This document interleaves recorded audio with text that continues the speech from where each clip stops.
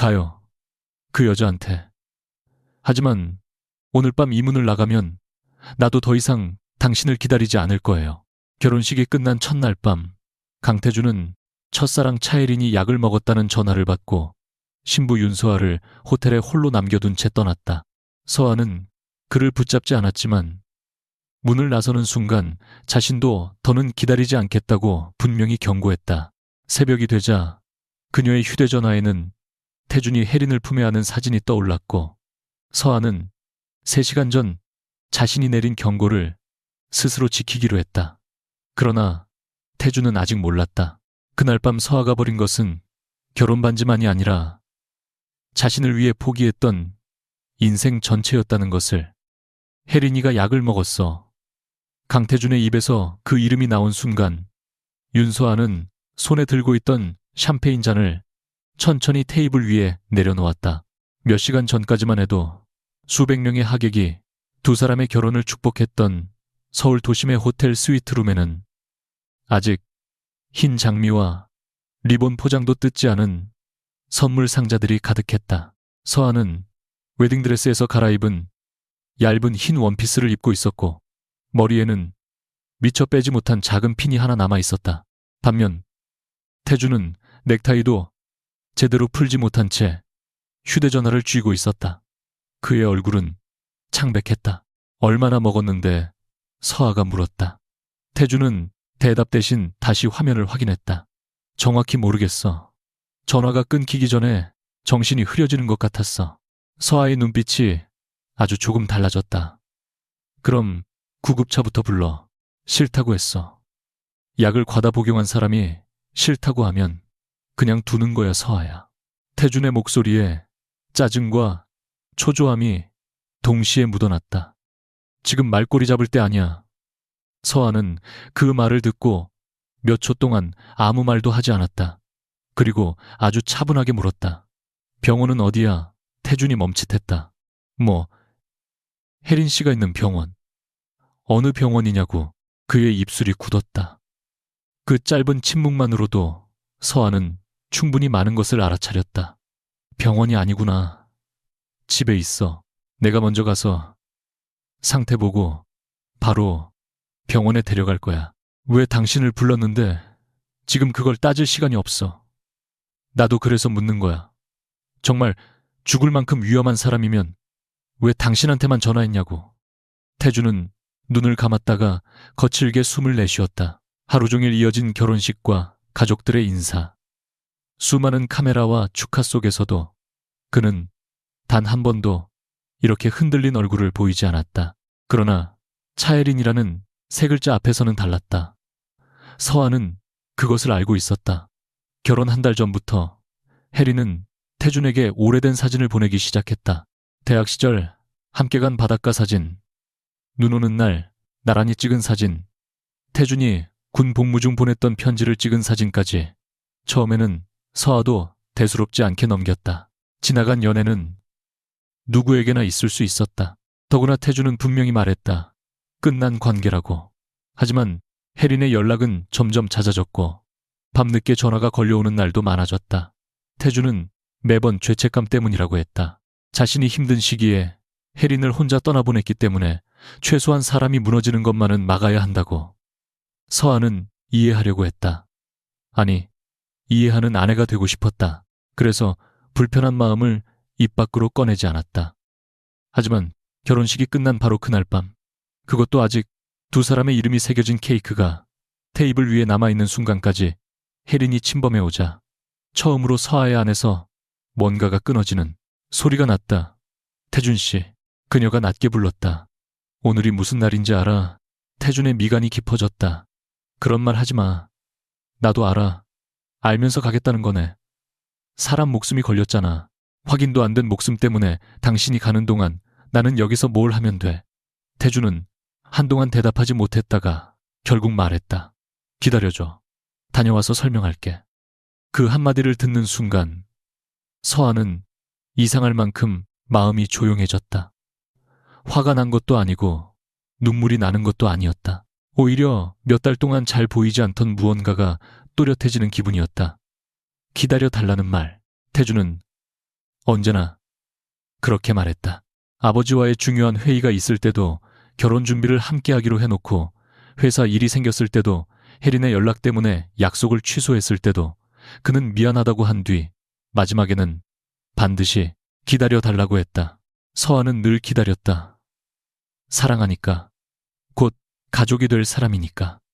자신이 조금 양보하면 된다고 생각했으니까. 그러나 그날 밤 처음으로 그녀는 궁금해졌다. 왜 항상 기다리는 사람은 자신이어야 하는가? 서아는 태준 앞으로 2걸음 다가갔다. 그의 재킷 깃을 정리해주듯 손을 올렸다가 곧바로 내려놓았다. 가요. 그 여자한테. 태준이 놀라 그녀를 바라보았다. 서아의 얼굴은 생각보다 평온했다. 하지만 오늘 밤 이 문을 나가면 나도 더 이상 당신을 기다리지 않을 거예요. 서아야. 분명히 말했어요. 지금 감정적으로 이럴 때 아니야. 태준이 그녀의 팔을 잡으려 했지만 서아는 조용히 한 걸음 물러났다. 당신은 지금도 내가 감정적이라고 생각하네. 돌아와서 얘기하자. 혜린이 상태 확인하고 병원 보내고 바로 올게. 얼마나 걸리는데 1~2시간이면 돼. 그 다음에도 뭔가 생기면 나는 또 기다려. 태준의 턱이 굳었다. 오늘만 이러는 거야. 서아는 아주 희미하게 웃었다. 당신은 항상 오늘만이라고 했어. 태준은 결국 문을 열었다. 마지막 순간까지 그는 서아가 자신을 붙잡을 거라고 생각했다. 평소에 그녀라면 적어도 조심해서 다녀오라고 말했을 것이다. 하지만 서아는 움직이지 않았다. 그는 문 앞에서 한번 돌아보며 전화할게 라고 말했다. 서아는 대답하지 않았다. 문이 닫히는 소리가 넓은 스위트룸을 가로질러 울렸다. 그제야 서아는 숨을 길게 내쉬었다. 몇 초 동안 그대로 서 있던 그녀는 신발을 벗고 창가로 걸어갔다. 서울의 불빛이 유리창 너머로 끝없이 펼쳐져 있었다. 몇 시간 전 같은 곳을 내려다보며 태준은 그녀의 어깨를 감싸 안고 이제 진짜 우리 둘이네 라고 말했다. 그때 서아는 정말로 믿었다. 자신이 오랫동안 고민한 선택이 틀리지 않았다고. 결혼을 결정한 뒤 독일에서 온 제안을 거절했을 때도 그랬다. 아버지는 마지막까지 다시 생각하라고 했다. 내 인생을 결혼 일정에 맞추지 말라고. 하지만 서아는 자신만만했다. 사랑하는 사람과 함께 사는 것도 자신의 선택이고 그 선택을 책임질 자신이 있다고. 침대 옆 작은 테이블에는 아직 휴대전화 충전기와 함께 태준이 오후에 건네준 카드가 놓여 있었다. 앞으로 어떤 일이 있어도 당신을 혼자 두지 않겠다는 짧은 문장이 적혀 있었다. 서아는 그 문장을 오래 바라보다 카드를 뒤집어 놓았다. 그리고 처음으로 자신의 휴대전화에서 3달 전 받은 메일을 다시 열었다. 발신자는 에스테리언 그룹 아시아 전략실이었다. 그녀가 결혼 때문에 거절했던 제안이었다. 자정이 지나고 1시가 되었지만 태준에게서는 연락이 없었다. 1~2시간이면 돌아오겠다던 약속은 이미 의미를 잃고 있었다. 서아는 전화를 걸지 않았다. 메시지도 보내지 않았다. 대신 웨딩드레스를 담았던 큰 가방을 꺼내 자신의 물건을 하나씩 넣기 시작했다. 이상할 정도로 짐이 적었다. 결혼식 다음 날부터 신혼집으로 옮길 예정이어서 호텔에는 필요한 것만 가져왔기 때문이다. 화장품 파우치, 여권 노트북, 충전기 작은 서류 가방, 겨우 그 정도였다. 평생을 함께 살기로 한 남자를 떠나는 데 필요한 짐이 이렇게 적다는 사실이 조금 우스웠다. 1시 반쯤 되었을 때 시어머니에게서 메시지가 왔다. 태준에게 급한 일이 생겼다던데 이해해달라는 내용이었다. 가족들조차 이미 알고 있었다. 서아는 화면을 바라보다 답장을 쓰지 않았다. 조금 뒤 태준에게서 짧은 메시지가 도착했다. 혜린이 지금 많이 불안정해서 조금 늦어질 것 같다는 말이었다. 미안하다는 문장은 마지막에 붙어 있었다. 서아는 메시지를 2번 읽었다. 자신이 경고했던 말에 대한 질문도 지금 괜찮으냐는 말도 없었다. 그의 모든 관심은 여전히 혜린의 상태를 설명하는 데만 향해 있었다. 서아는 휴대전화를 뒤집어 놓았다. 바로 그 순간 그녀는 자신이 이미 결정을 내렸다는 사실을 깨달았다. 태준이 지금 문을 열고 돌아와 무릎을 꿇더라도 오늘 이전으로는 돌아갈 수 없었다. 새벽 2시가 조금 넘었을 때 휴대전화가 다시 울렸다. 이번에는 회사 사람이 아니라 대학 시절 친구가 보낸 메시지였다. 서아야, 이거 너 알고 있어. 짧은 문장 아래 인터넷 기사 하나가 붙어 있었다. 서아는 몇 초 동안 손가락을 움직이지 못했다. 결국 화면을 누르자 어두운 골목에서 찍힌 여러 장의 사진이 떠올랐다. 제목은 강성그룹 후계자 강태준 결혼식 당일 밤. 의문의 여성과 포착이라는 식의 자극적인 문장이었다. 사진 속 장소는 고급 주거 건물 입구였다. 태준은 재킷도 벗지 않은 채 한 여자의 어깨를 감싸고 있었다. 여자는 차혜린이었다. 긴 머리가 흐트러져 있었지만 의식이 없는 사람처럼 보이지 않았다. 오히려 한 사진에서는 고개를 들어 태준의 얼굴을 바라보고 있었다. 또 다른 사진에서는 그의 셔츠 소매를 손으로 단단히 잡고 있었다. 서아의 시선은 혜린의 얼굴보다 태준의 팔에 오래 머물렀다. 그 팔은 불과 몇 시간 전 결혼식장에서 자신의 허리를 감싸고 있었다. 친구에게서 곧 전화가 왔지만 서아는 받지 않았다. 대신 사진을 확대했다. 현관 바로 뒤로 혜린이 스스로 서 있는 모습이 보였다. 서아는 갑자기 첫 번째 질문을 떠올렸다. 병원은 어디야? 태준은 대답하지 못했다. 그녀는 눈을 감았다. 이 상황에 설명할 수 없는 부분이 있다는 것을 직감했다. 그러나 이상하게도 더 알고 싶지 않았다. 혜린이 정말 아팠든 거짓말을 했든 태준이 속았든 자발적으로 달려갔든 지금 자신에게 중요한 사실은 하나뿐이었다. 그녀가 경고했는데도 그는 문을 나갔다. 그리고 돌아오지 않았다. 서아는 새벽 2시 40분 에스테리온에서 과거 자신의 프로젝트를 담당했던 마티아스에게 짧은 메일을 보냈다. 불필요한 사정은 한 줄도 적지 않았다.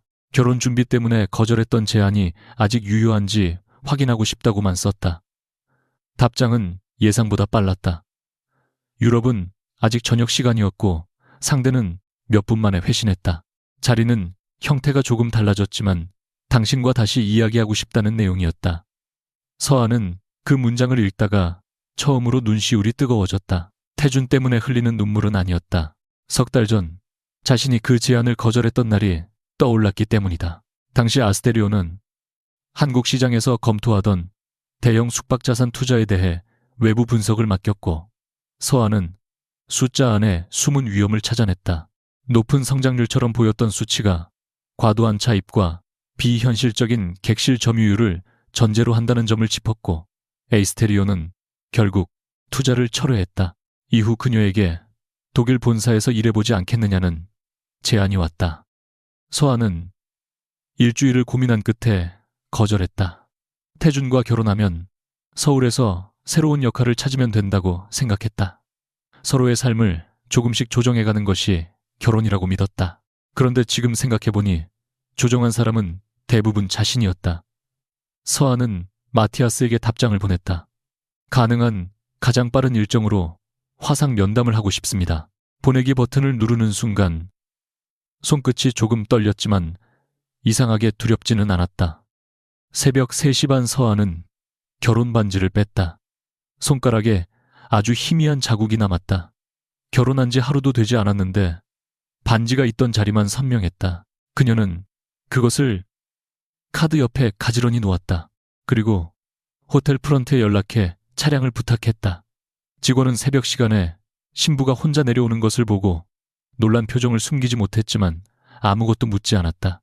서아가 로비에 도착했을 때 호텔 직원 2사람이 멀찍이 서서 고개를 숙였다. 아직 꽃 장식 일부가 남아 있었고 대형 화면에는 몇 시간 전 결혼식 사진이 무음으로 흘러나오고 있었다. 화면 속 태주는 서아를 바라보며 웃고 있었다. 그녀는 단 한 번만 그 장면을 보고 고개를 돌렸다. 차에 타기 직전 친정아버지 윤정호에게 전화를 걸었다. 새벽이었지만 그는 3번 만에 받았다. 서아야 잠긴 목소리가 들리자 그녀는 몇 초 동안 아무 말도 하지 못했다. 아버지가 다시 물었다. 무슨 일 있니? 서아는 숨을 고른 뒤 말했다. 아빠, 나 집엔 안 갈 거야. 태준이랑 무슨 일 있었어? 나중에 설명할게. 지금 어디야? 내가 갈까? 그 질문에 서아의 목이 잠겼다. 그러나 그녀는 울지 않았다. 아니, 이번에는 내가 갈게. 어디로? 서아는 창밖 호텔 입구를 바라보며 아주 천천히 대답했다. 내가 원래 가려고 했던 곳으로. 그 시각 태준은 혜린의 거실 소파 맞은편에 앉아 있었다. 혜린은 담요를 덮은 채 그의 손목을 붙잡고 있었다. 테이블 위에는 약통 몇 개와 물컵이 놓여 있었다. 태준은 이미 2번이나 이제 가야 한다고 말했다. 그때마다 혜린은 숨이 막힌다며 그의 소매를 놓지 않았다. 태준아, 나 혼자 두지 마. 의사한테 확인받았고 상태 괜찮다고 했잖아. 매니저도 곧 올 거야. 네가 가면 또 이상한 생각할 것 같아. 태준의 얼굴에 피로가 짙게 내려앉았다. 그는 휴대전화를 확인했다. 서아에게 보낸 메시지는 읽음 표시가 떠 있었지만 답이 없었다. 마음 한편이 불편했지만 그는 스스로를 설득했다. 화가 많이 났을 뿐이다. 서아는 냉정한 사람이고 상황을 이해할 줄 안다. 아침에 돌아가 제대로 설명하면 된다. 화가 많은 결혼식은 이미 끝났고 두 집안은 공식적으로 하나가 되었다. 서아 역시 하루아침에 모든 걸 버릴 수는 없을 것이다. 바로 그때 혜린의 휴대전화가 소파 틈에서 떨어졌다. 태준이 주워주려다 화면에 떠있는 메시지를 무심코 보았다. 혜린의 지인이 보낸 짧은 문장이었다. 약은 정해둔 만큼만 먹은 거 맞지? 더 먹으면 진짜 위험해. 태준의 손이 멈췄다. 그는 천천히 혜린을 바라봤다. 이게 무슨 말이야? 혜린의 얼굴에서 순식간에 핏기가 사라졌다. 태준아, 그건... 태준은 메시지를 다시 내려다봤다. 몇 초 전까지 피로하기만 했던 눈빛이 차갑게 굳었다. 혜린아, 그의 목소리가 낮아졌다. 너 오늘 정말 죽으려고 한 거 맞아? 같은 시각 서아가 탄 검은 차량은 텅 빈 새벽 도로를 지나고 있었다. 그녀의 휴대전화에는 마티아스가 보내온 2번째 메일이 도착해 있었다. 다음 주까지 기다릴 필요 없이 오늘 바로 이야기할 수 있다는 내용이었다. 서아는 창밖을 바라보다 조용히 화면을 잠갔다. 아직 출국 일정도 정하지 않았고 앞으로 어떤 자리를 맡게 될지도 알 수 없었다. 결혼 관계를 어떻게 정리할지도 변호사와 차분히 상의해야 했다. 분명 쉽지 않을 것이다.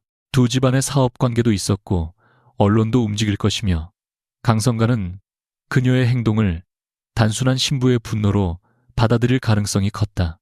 그러나 서아는 처음으로 그 모든 문제보다 자신의 결정을 앞에 놓았다.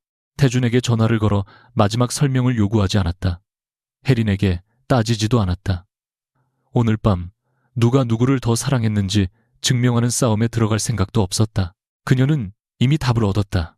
자신이 사랑했던 남자는 자신을 사랑하지 않은 것이 아니었다. 더 잔인한 문제는 따로 있었다. 그는 서아의 사랑을 너무 확신한 나머지 그것이 끝날 수도 있다는 가능성을 한 번도 진지하게 생각하지 않았다. 차가 한강을 건너는 순간 서아는 손가락에 남은 반지 자국을 한 번 내려다봤다. 그리고 아주 작게 중얼거렸다. 나는 분명히 말했어. 기다리지 않겠다고. 그날 새벽 강태준은 차혜린의 거짓말을 처음 의심하기 시작했고 윤서아는 그보다 먼저 자신의 인생을 되찾기 시작했다. 태준이 호텔로 돌아왔을 때 보게 될 것은 화가 난 신부가 아니었다.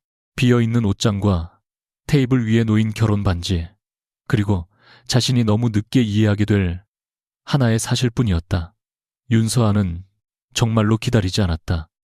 파리 외곽의 고급 비즈니스 지구에 자리한 에스테리온 그룹 유럽 본사 회의실은 지나치게 조용했다.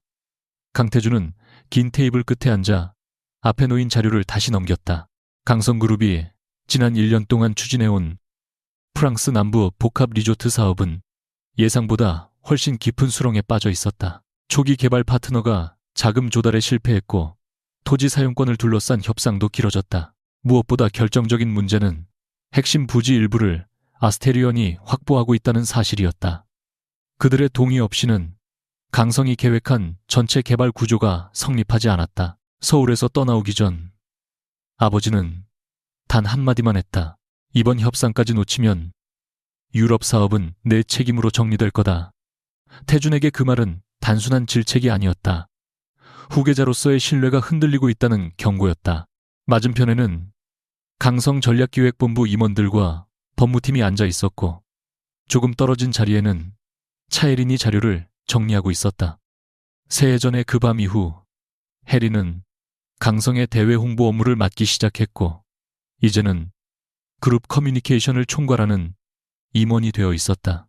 그녀는 여전히 세련되고 침착했지만 최근 들어 태주는 그녀가 필요 이상으로 주가와 언론 반응에 집착한다는 느낌을 받고 있었다.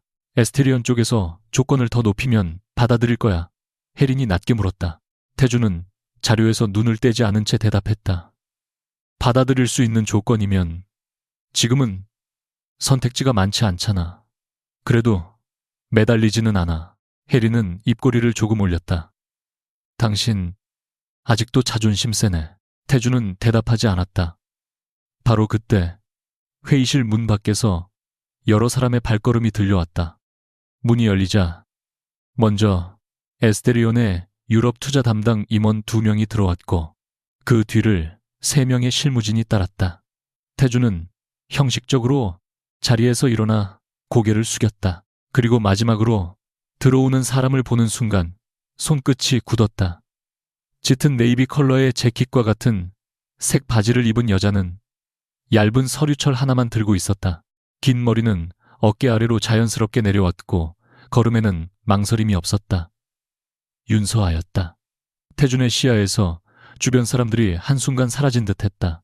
새해 전 새벽 호텔 테이블 위에 남겨진 반지 이후 그는 그녀를 한 번도 직접 본 적이 없었다. 이혼과 관계 정리에 필요한 연락은 모두 대리인을 통해 이루어졌고 서아는 끝까지 직접 만나지 않았다.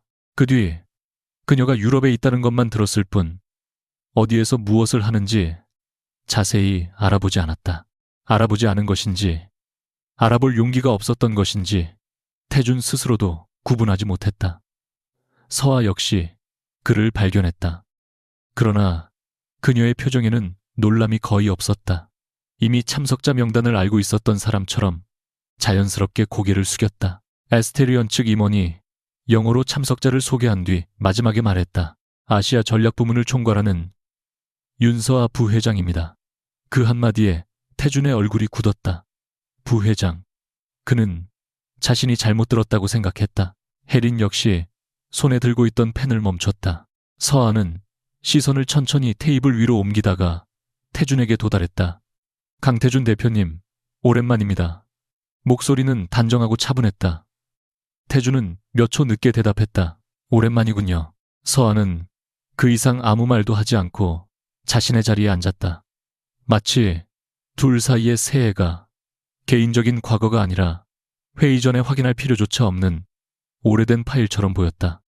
회의가 시작되자 태준의 충격은 곧 다른 감정으로 바뀌었다. 서아는 단순히 직함만 높은 사람이 아니었다.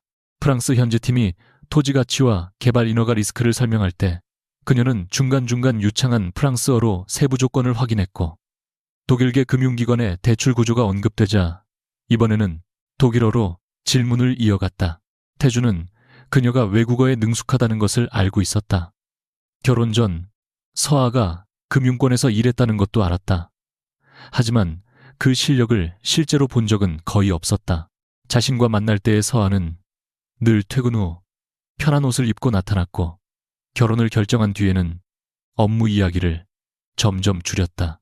그는 그것을 그녀가 자신의 일을 크게 중요하게 생각하지 않기 때문이라고 멋대로 해석했다. 그런데 지금 눈앞에 서아는 회의의 흐름을 직접 조정하고 있었다. 강성 측 사업계획서에 따르면 첫 3년 동안 평균 객실 점유율을 지나치게 높게 잡았습니다. 그녀가 한국어로 전환하며 말했다. 특히 개장 첫 해부터 이 수치를 달성한다는 전제는 보수적인 전망이라고 보기 어렵습니다. 전략기획 임원이 반박했다. 현지 관광객 증가율을 반영한 수치입니다. 서한은 곧바로 자료 한 페이지를 넘겼다. 증가율은 지역 전체 데이터입니다. 강성 부지 주변의 접근성 개선 시점은 그보다 늦습니다. 게다가 금리 비용을 계산할 때도 낙관적인 조건을 사용했습니다. 태준이 입을 열었다. 그 부분은 기존 금융사와 조정 중입니다. 서아가 그를 바라봤다. 조정 중인 조건을 확정된 조건처럼 모델에 넣으면 기업 가치는 과대평가됩니다. 말투에는 공격성이 없었다. 오히려 그렇기 때문에 더 날카로웠다. 에스테리온은 희망을 사지 않습니다. 확인 가능한 현금 흐름을 삽니다. 그 문장을 듣는 순간 태주는 알 수 없는 기시감을 느꼈다. 아주 오래전 서울의 자신의 서재에서 서아가 비슷한 말을 한 적이 있었다. 강성이 제주 지역 신규 리조트 사업을 검토하던 때였다. 서아는 저녁을 먹다 말고 그가 테이블 위에 놓은 사업 계획서를 우연히 읽었고 예상 매출이 지나치게 낙관적이라고 말했다. 당시 태주는 웃으며 넘겼다. 우리 회사 일까지 걱정하지 마. 당신은 결혼 준비만 해도 바쁘잖아. 서아는 한 번 더 설명하려 했지만 그가 대화를 끊었다. 지금 에스테리온이 지적하는 문제는 그때와 거의 같은 구조였다. 태주는 자신도 모르게 서아를 오래 바라봤다. 그녀가 시선을 틀었다. 추가로 하실 말씀 있으십니까? 태주는 곧 표정을 정리했다. 에스테리온이 원하는 조건을 구체적으로 듣고 싶습니다. 서아는 한 장의 자료를 앞으로 밀었다. 강성이 현재 요구하는 지분 구조는 받아들일 수 없습니다. 프로젝트 법인의 차입 비중을 낮추고 일정 수준의 자기 자본을 추가 투입해야 합니다. 그리고 토지 사용권 관련 손실 위험을 강성이 일방적으로 외부 투자자에게 넘기는 조항도 삭제해야 합니다. 강성 임원 한 명이 얼굴을 붉혔다. 그렇게 되면 우리 측 수익률이 크게 낮아집니다. 서아는 고개를 끄덕였다. 맞습니다. 그러면 협상이라고 할 수 있습니까?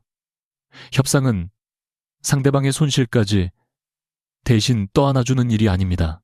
순간 회의실이 조용해졌다. 태주는 팔짱을 풀고 몸을 앞으로 기울였다. 우리가 거절하면요. 서아의 눈빛이 조금도 흔들리지 않았다. 다른 파트너를 검토합니다. 그 말을 들은 혜린의 얼굴이 눈에 띄게 굳었다. 2시간이 넘는 회의가 끝났을 때 강성 측 사람들의 표정은 모두 무거웠다. 태주는 회의실을 나가는 에스테리온 임원들에게 형식적인 인사를 건넨 뒤 서아를 불렀다. 윤 부회장. 그녀가 멈춰 돌아봤다. 알싸. 주변 직원들이 시선을 교환하자 태준이 짧게 말했다. 개인적으로 잠깐 이야기할 수 있습니까? 서아는 손목시계를 확인했다. 10분 정도는 가능합니다. 그녀는 그를 별도의 작은 응접실로 안내했다. 문이 닫히자 태주는 더 이상 존댓말을 유지하지 못했다. 왜 아무 말도 없이 사라졌어? 서아의 표정에는 예상했다는 기색조차 없었다. 그 질문을 하려고 남으신 겁니까? 대답해. 나는 분명히 말했어. 서아 역시 조용히 말투를 바꿨다. 그날 밤 당신이 문을 나가면 더 이상 기다리지 않겠다고. 태준의 턱에 힘이 들어갔다. 그게 진짜 끝내겠다는 뜻인 줄 어떻게 알아? 그래서 내가 더 말했어야 했어. 적어도 다음 날은 만나서 얘기했어야지. 서아가 짧게 웃었다. 웃음이라기보다 허탈한 숨에 가까웠다. 다음 날 그래. 난 호텔로 돌아갔어. 몇 시에? 태준이 대답하지 못했다. 서아가 대신 말했다. 오전 9시가 넘어서였어. 나는 새벽 3시 반에 나갔고 그의 눈빛이 흔들렸다. 상황이 복잡했어. 알아. 혜린이가 정말 위험한 줄 알았어. 그것도 알아. 그런데 어떻게 그렇게 하루 만에 모든 걸 끝낼 수 있어? 그 질문에 서아의 눈빛이 처음으로 차가워졌다. 하루 만에 끝난 게 아니니까. 태주는 그 말을 이해하지 못한 얼굴로 그녀를 바라봤다. 서아는 잠시 창밖을 봤다. 파리의 회색 건물들이 유리창 너머로 이어지고 있었다. 태준 씨는 항상 그날 밤만 얘기해. 내가 당신이 혜린 씨한테 간 것 때문에 화가 나서 모든 걸 버리고 떠났다고 생각하지. 아니야, 아니. 그녀가 다시 그를 바라봤다. 당신이 갔다는 건 선택이었어. 나는 그 선택이 싫었지만 적어도 상황은 이해하려고 했어. 정말 사람이 위험하다면 누구라도 갈 수 있지. 태준의 얼굴에 아주 짧은 안도감이 스쳤다. 그러나 서아는 바로 말을 이었다. 문제는 그 뒤였어. 무슨 뜻이야? 당신은 그날 밤 나한테 돌아오지 않았고 다음 날도 직접 연락하지 않았어. 강성 비서실에서 사람이 왔지. 결혼식 관련 기사가 나가고 있으니 당분간 조용히 있으라고. 태준이 낮게 말했다. 나는 그때 언론 맡고 있었어. 알아. 혜린이 일까지 정리해야 했고 그것도 알아.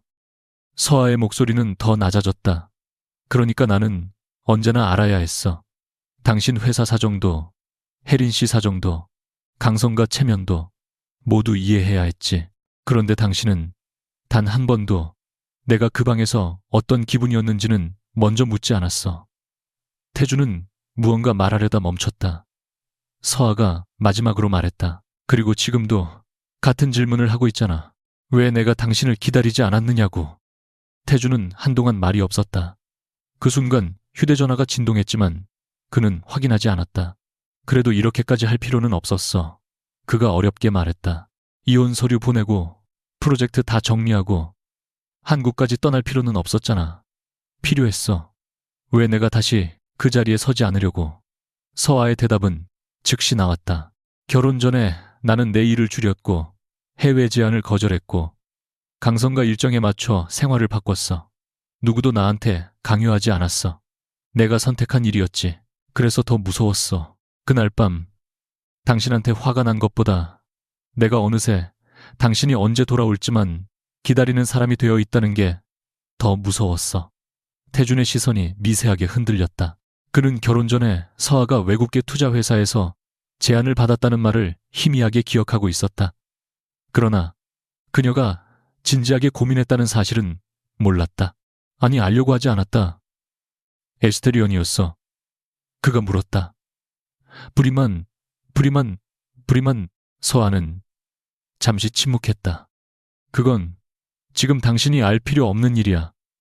그러면 여기까지 온 것도 이미 계획돼 있었던 거야, 강태준 대표님. 그녀가 갑자기 다시 차갑고 공식적인 말투로 돌아왔다. 개인적인 10분은 끝난 것 같습니다. 태준은 그 변화에 당황했다. 서아야, 다음 회의에서 뵙겠습니다. 그녀가 문을 열고 나가려 하자 태준이 낮게 말했다. 나 때문에 이러는 거야. 서아는 문고리를 잡은 채 멈췄다. 무슨 뜻이야? 에스테리온에서 이렇게까지 올라온 거 나한테 보여주려고 한 거냐고. 몇 초 동안 서아는 아무 말도 하지 않았다. 그리고 아주 조용히 대답했다. 당신은 아직도 모든 게 당신을 중심으로 돌아간다고 생각하네. 응접실을 나온 서아는 복도 끝까지 걸어가서야 숨을 길게 내쉬었다. 손끝이 차가웠다. 새해 동안 수없이 상상했던 재회였지만 실제로 태준을 마주하는 일은 생각보다 더 힘들었다. 목소리도 그대로였고 화가 날 때 오른쪽 턱에 힘이 들어가는 습관도 변하지 않았다. 순간순간 오래된 기억이 너무 쉽게 되살아났다. 결혼 전 늦은 밤까지 일을 하고 자신을 데리러 왔던 태준 감기에 걸렸을 때, 직접 죽을 끓여주던 태준 가족들의 반대가 심했을 때 손을 잡고 내가 지킬게 라고 말했던 태준. 사랑이 전부 거짓이었던 것은 아니었다. 그래서 더 오래 아팠다. 서아는 자신이 그를 미워하기만 했다면 훨씬 쉬웠을 것이라고 생각한 적도 있었다. 하지만 새해 동안 그녀가 배운 것은 미움으로 독립할 수 없다는 사실이었다. 누군가를 미워하기 위해서도 계속 그 사람을 바라봐야 한다. 그래서 서아는 복수 대신 일을 선택했다. 첫 1년은 실패의 연속이었다. 한국에서 하던 방식이 유럽 조직에 그대로 통하지 않았고 회의에서 자신의 의견이 받아들여지지 않는 날도 많았다. 두 번째 해에는 자신이 설계한 구조 조정안이 실제로 성과를 내기 시작했다. 세 번째 해에는 아시아 투자 부문의 여러 프로젝트를 동시에 책임지게 되었다. 부회장이라는 직함은 누군가가 선물한 것이 아니었다. 그녀가 몇 번이고 무너졌다 다시 세운 결과였다. 그런데 방금 태주는 그 새해마저 자신을 향한 메시지라고 생각했다. 서아는 짧게 웃었다.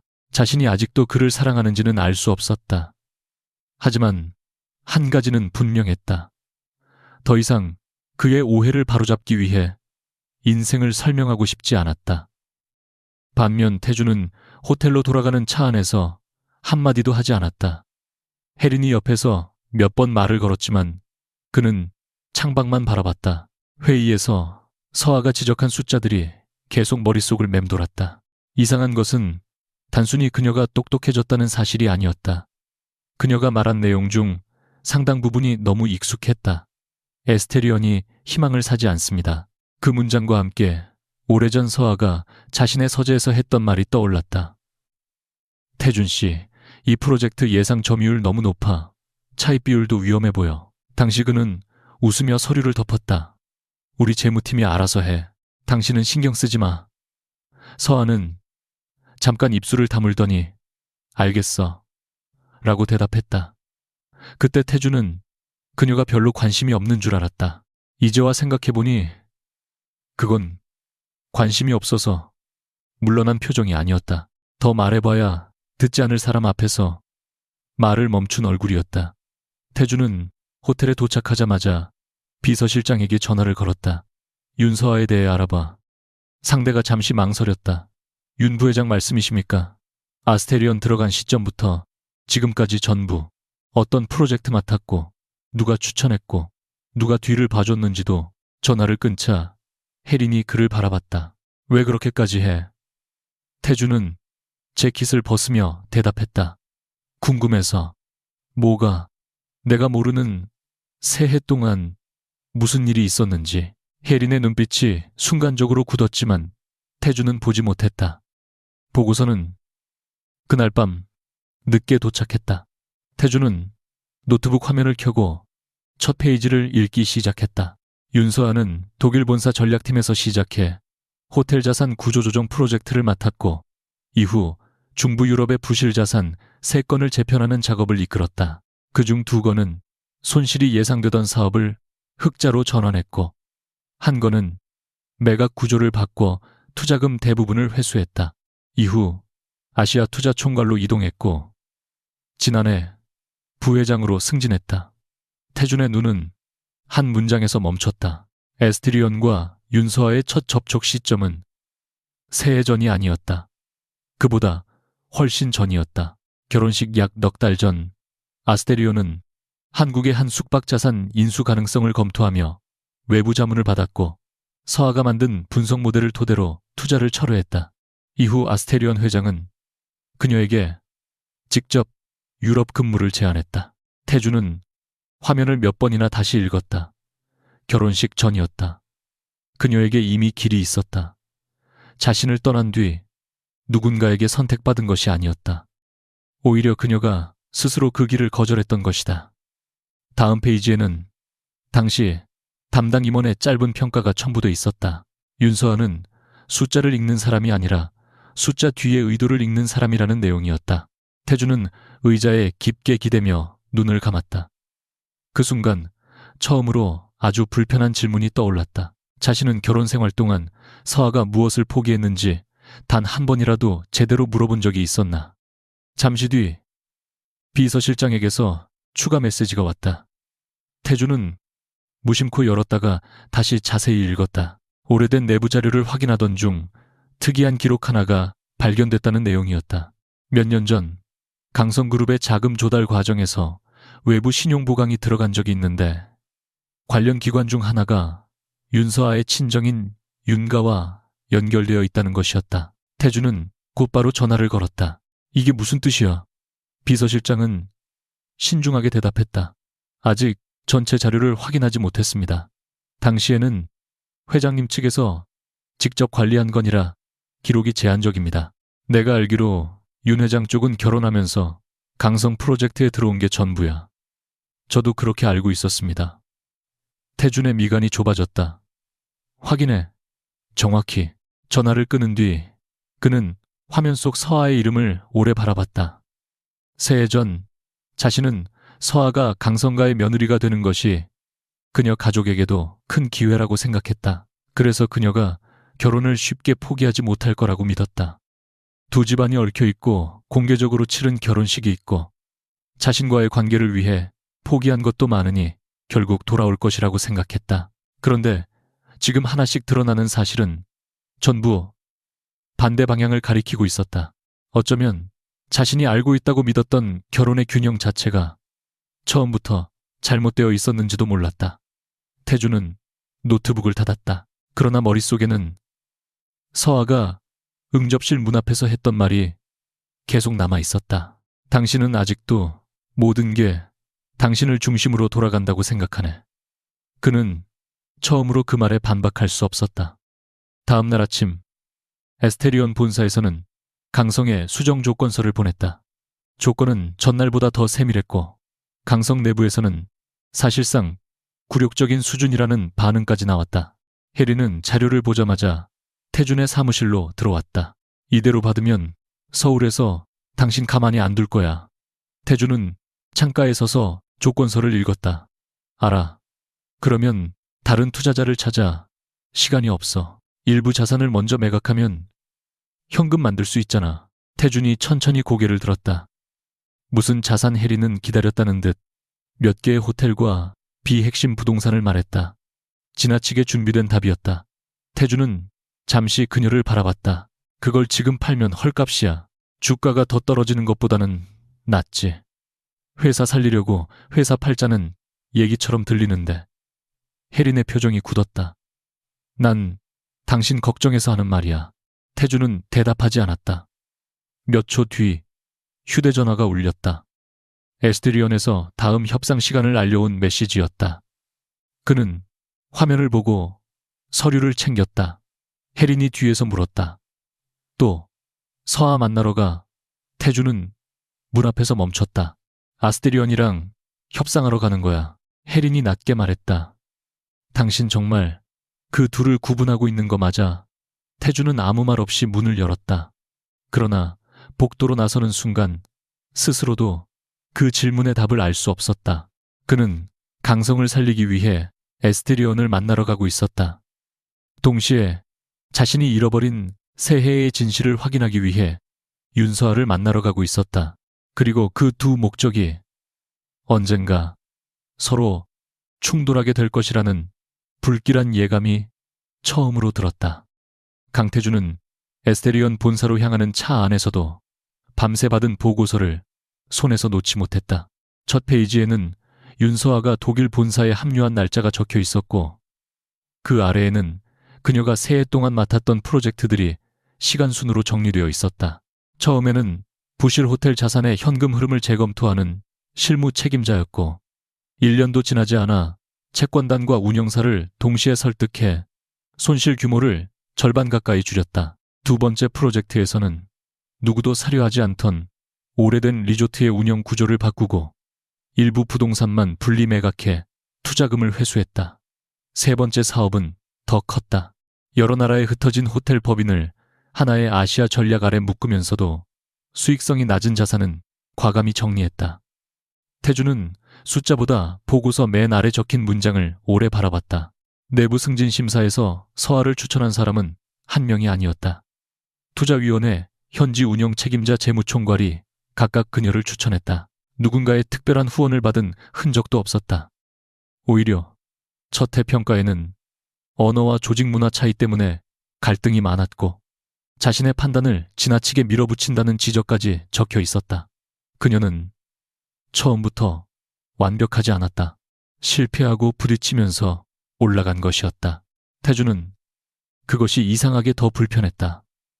누군가가 서아를 끌어올렸다면 자신은 쉽게 납득할 수 있었을 것이다. 하지만 이 기록대로라면 그녀는 자신이 보지 않았던 자리에서 자신의 도움 없이 매번 스스로 다음 계단을 만들었다. 차량이 에스테리온 건물 앞에 멈췄지만 태준은 바로 내리지 않았다. 보고서 마지막 부분에는 결혼 넉 달 전 에스테리온이 서아에게 보낸 최초 제안서의 요약이 있었다. 독일 본사의 아시아 투자 분석팀으로 합류해달라는 내용이었다. 단순한 실무직이 아니었다. 장기적으로 동부가 시장 진출을 함께 설계하는 자리였다. 태주는 그 시기의 기억을 억지로 끌어올렸다. 그 무렵 서아는 며칠 동안 유난히 말이 없었다. 저녁을 먹다가 갑자기 태준 씨는 결혼하고 나서 내가 외국에서 일하게 되면 어떻게 생각해? 라고 물었던 적도 있었다. 태준은 웃으며 대답했다. 신혼인데 굳이 떨어져 살아야 해. 서울에서도 좋은 자리 많잖아. 서아가 다시 내가 정말 하고 싶은 일이라면 하고 물었을 때 그는 별다른 고민 없이 말했다. 우리 결혼 준비부터 끝내고 생각하자. 그게 대화의 전부였다. 며칠 뒤 서아는 더 이상 그 이야기를 꺼내지 않았다. 태주는 그녀가 마음을 접었다고 생각했고 그 결정이 중요한 희생일 수 있다는 생각조차 하지 않았다. 그때는 두 사람이 결혼하는 것이 너무 당연해 보였다. 서아도 자신과 같은 미래를 그리고 있다고 믿었다. 지금 생각해보면 그는 단 한 번도 그녀가 어떤 미래를 포기하는지 묻지 않았다. 비서가 조심스럽게 말했다. 대표님, 회의 시작 10분 전입니다. 태주는 보고서를 덮었다. 알아. 문을 열기 직전 그는 마지막으로 종이 가장 위의 이름을 내려다봤다. 윤서아. 자신이 아내라고 부르던 시절보다 훨씬 많은 이야기가 그 이름 뒤에 붙어 있었다. 그날 협상은 시작부터 날카로웠다. 에스테리오는 강성이 제시한 수정안을 받아들이지 않았다. 강성 측은 추가 자기자본 투입 규모를 낮추고 싶어 했지만 서아는 차입 구조가 충분히 개선되지 않았다고 판단했다. 현재 조건으로는 금리 변동이 조금만 커져도 프로젝트 전체 현금 흐름이 흔들립니다. 그녀가 자료를 넘기며 말했다. 강성 재무담당 임원이 곧바로 반박했다. 리조트 개장 이후 자산가치 상승분을 반영하면 충분히 방어 가능합니다. 서아는 고개를 저었다. 아직 생기지 않은 가치로 오늘의 이자를 갚을 수는 없습니다. 태준이 낮게 물었다. 에스테리오는 결국 우리가 더 많은 현금을 넣으라는 거군요. 정확히는 강성이 자신이 선택한 위험을 스스로 감당할 만큼 넣으라는 뜻입니다. 그 정도면 수익률이 너무 낮아집니다. 그럼 사업을 하지 않는 것도 선택입니다. 순간 강성 측 사람들 사이에서 미세한 움직임이 일었다. 태주는 그녀를 똑바로 바라봤다. 윤 부회장께서는 이 사업 자체가 가치 없다고 판단하십니까? 서아는 잠시 생각한 뒤 말했다. 아닙니다. 사업은 가치가 있습니다. 다만 강성의 현재 재무 구조가 그 가치를 감당할 준비가 되어 있지 않다고 판단합니다. 그 말은 단순한 협상용 압박이 아니었다. 자료 뒤에 붙은 분석표에는 강성의 다른 해외 사업과 국내 호텔 법인의 차입 구조까지 간략하게 정리되어 있었다. 태주는 눈길을 멈췄다. 서아가 새해 전 결혼 준비 중 자신의 서재에서 했던 말과 거의 같았다. 태준 씨 회사가 좋은 자산을 많이 가진 것과 현금이 충분한 건 다른 문제야. 그때 그는 웃으며 넘겼다. 지금은 그 문장이 숫자가 되어 자신 앞에 놓여 있었다. 회의가 끝난 직후 서울 본사에서 긴급 연락이 왔다. 예상보다 심각한 내용이었다. 강성이 국내에서 진행 중인 2개 개발 사업의 금융 조건이 동시에 악화되고 있었고 유럽 사업에 넣을 예정이던 일부 자금을 국내 법인으로 돌려야 할 가능성이 생겼다. 태주는 회의실 옆 작은 사무공간을 빌려 화상회의에 접속했다. 아버지 강병철 회장은 화면 너머에서도 분노를 숨기지 않았다. 유럽에서 돈을 더 넣으라고 요구한다면서 현재 조건으로는 그렇습니다. 그 여자 때문이냐? 태준의 표정이 굳었다. 누구 말씀입니까? 윤서아 말이다. 네가 버린 여자 하나가 이제 우리 회사 가격을 매기고 있다지. 태준은 순간 말문이 막혔다. 회장은 계속했다. 개인적인 감정으로 강성을 압박하는 거라면 다른 방법을 찾아. 그런 정황 없습니다. 네가 어떻게 알아? 조건이 숫자의 근거에 있습니다. 아버지는 코웃음을 쳤다. 3년 만에 사람이 그렇게 공정해지나? 태주는 대답하지 않았다. 오히려 자신이 같은 의심을 했었다는 사실이 떠올라 기분이 나빠졌다. 회장은 마지막으로 지시했다. 국내 비핵심 자산 몇 곳을 매각해 현금을 마련하라고. 회의가 끝난 뒤 태주는 한동안 화면을 바라봤다. 숫자는 거짓말을 하지 않았다. 강성이 가진 자산은 많았지만 동시에 갚아야 할 돈도 많았다. 과거에는 새로운 사업에서 들어오는 자금으로 이전 사업의 부담을 덮을 수 있었다. 그러나 금리가 높아지고 매출이 예상보다 늦어지자 작은 균열들이 한꺼번에 드러나고 있었다. 그리고 서한은 그것을 이미 오래전부터 보고 있었다. 우로 서한은 오후 늦게 태주는 다시 서하를 찾아갔다. 이번에는 개인적인 이야기를 하겠다고 요구하지 않았다. 그는 정식으로 추가 협상을 요청했고 서하는 에스트리온 투자팀 2명과 함께 응접실에 들어왔다. 태주는 수정 가능한 범위를 제시하며 말했다. 추가 자기자본 투입은 받아들이겠습니다. 대신 첫 단계의 지분율 조정이 필요합니다.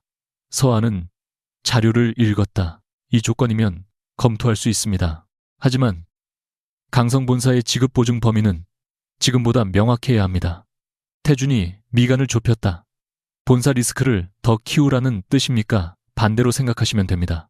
지금까지 강성은 프로젝트 법인마다 위험을 분산시킨다고 말했지만 실제로는 여러 법인이 같은 현금원에 기대고 있습니다. 위험이 분산된 게 아니라 연결되어 있습니다. 그 말을 들은 태주는 결국 감정을 숨기지 못했다. 당신 예전부터 이런 생각하고 있었지. 에스테리온 직원들의 시선이 두 사람 사이를 오갔다.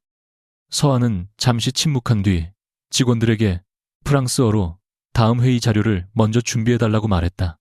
둘이 나가자 그녀가 물었다. 무슨 뜻이야? 결혼 전에 우리 회사 사업계획서 보고 몇 번 얘기했잖아. 기억하네. 왜 그때 제대로 말하지 않았어? 서하의 눈빛이 차갑게 변했다. 제대로 말했어. 아니, 이렇게까지 심각하다고는 안 했잖아. 말하면 들었을까? 태준이 입을 다물었다. 서하는 쓴 웃음을 지었다. 당신은 그때 나한테 뭐라고 했는지 기억 안 나지? 강성 재무팀이 알아서 할 테니 나는 결혼 준비나 하라고 했어. 그 한마디가 오래 묵은 상처를 건드린 듯 태준의 표정도 굳었다. 그걸 아직까지 기억하고 있었어. 기억해야 할 만큼 대단한 말은 아니야. 서하가 조용히 답했다. 그냥 같은 말이 반복됐으니까 기억나는 거야. 또 그날 밤 얘기하려는 거야. 당신이 먼저 과거를 꺼냈잖아. 태주는 숨을 깊게 내쉬었다. 그래, 얘기하자. 나는 아직도 이해가 안 돼. 그날 혜린이가 죽을 수도 있다고 생각했어. 그런 상황에서 내가 어떻게 호텔에 그대로 있어. 서하는 잠시 그를 바라보다 시선을 내렸다. 예전 같았으면 그 말만 들어도 가슴이 찢어졌을 것이다. 하지만 새해가 지난 지금 그녀가 느낀 것은 이상할 만큼 차분한 피로였다. 나는 당신이 가지 말았어야 한다고 말한 적 없어. 그럼 대체 뭐가 문제였는데 몇 번을 말해야 알아듣겠어? 서하의 목소리가 처음으로 조금 높아졌다. 당신이 그 여자한테 간 것보다 더 아팠던 건 그 뒤에도 나를 찾지 않았다는 거야. 태준의 얼굴이 굳었다. 찾았어. 언제 호텔에 돌아갔고 네 집에도 연락했고 당신이 직접 비서실에서 먼저 봐. 서하가 그의 말을 끊었다. 당신은 아직도 그게 찾은 거라고 생각하잖아. 태준이 자리에서 일어났다. 그때 언론이 난리였어. 결혼식 당일 내가 다른 여자 집에 들어가는 사진이 나왔고 아버지는 기사 막으라고 했고 혜린이 상태도 확인해야 했어. 그래, 다 중요한 일이었지. 서하가 고개를 끄덕였다. 그래서 나는 또 나중이었어. 나중이. 태주는 테이블 가장자리를 짚었다. 나는 정리하고 나서 너한테 가려고 했어.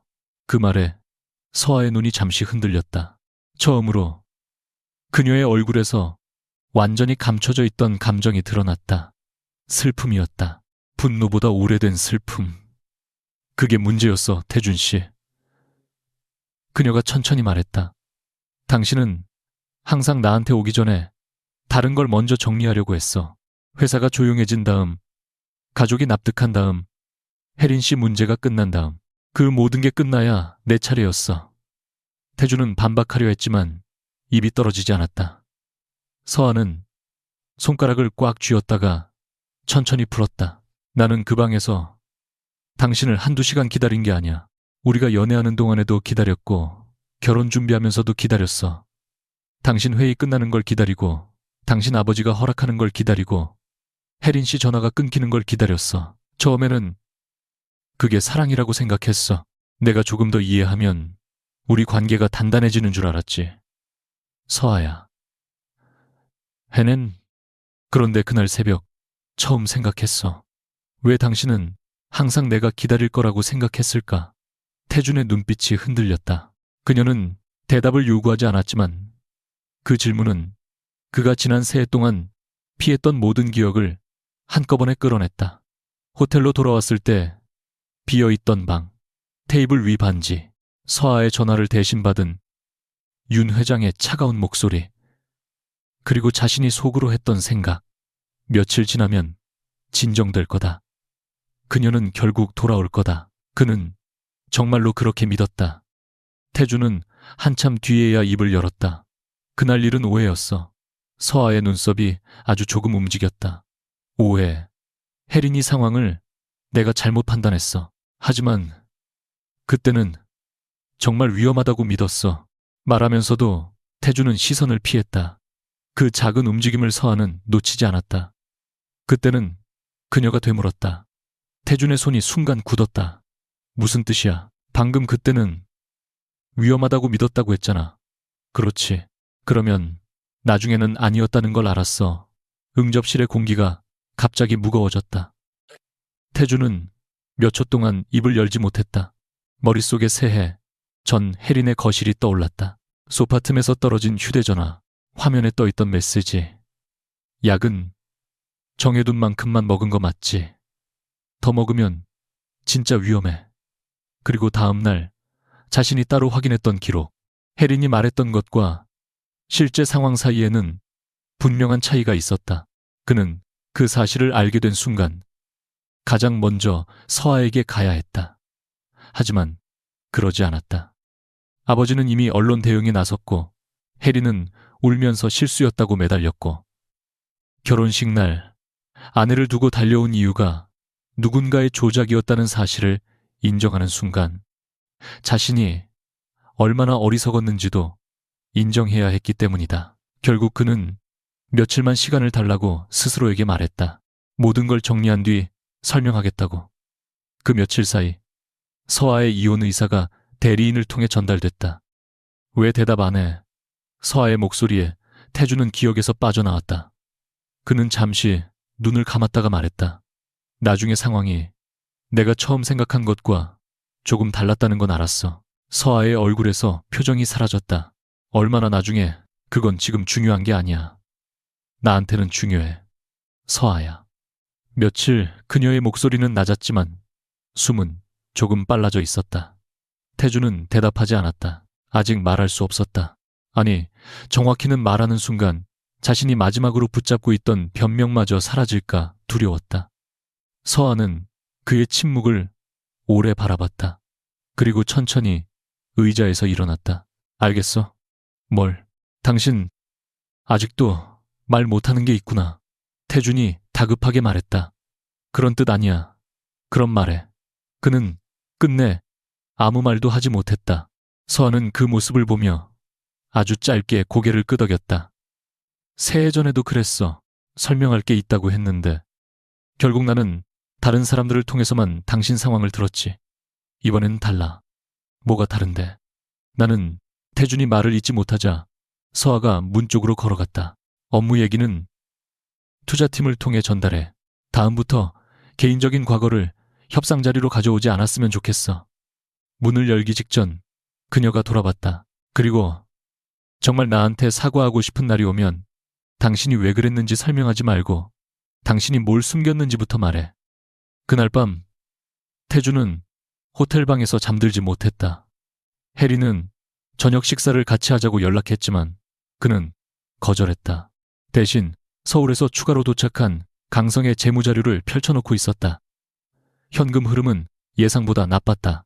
부채 비율 자체보다 더 위험한 것은 만기가 비슷한 시기에 몰려있다는 점이었다. 과거 몇 년 동안 강성이 공격적으로 확장할 수 있었던 이유를 확인하던 태주는 오래된 문서 하나에서 낯선 항목을 발견했다.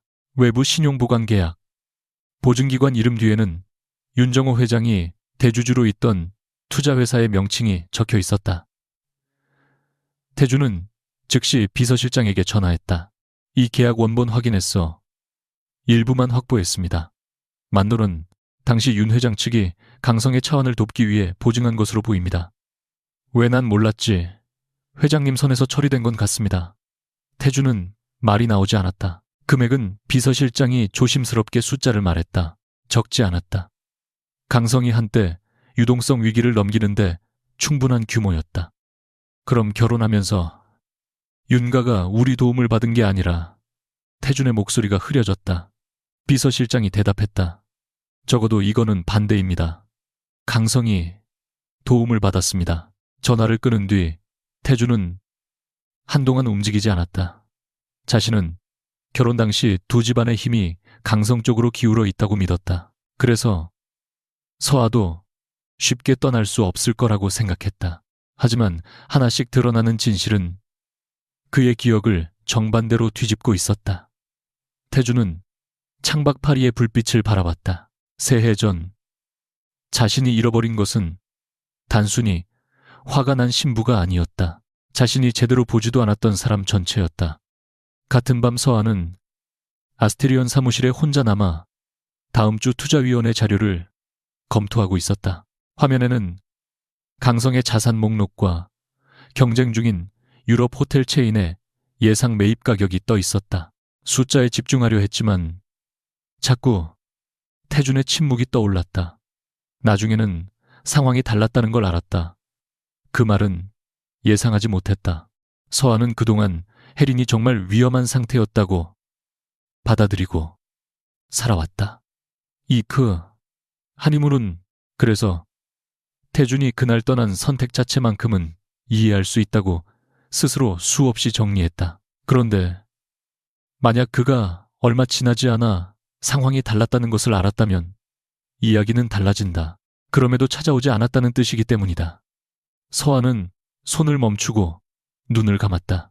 심장이 불편하게 뛰었다. 새해 전의 상처가 다시 현재가 되는 느낌이 싫었다. 그녀는 천천히 숨을 고른 뒤 화면을 다시 켰다.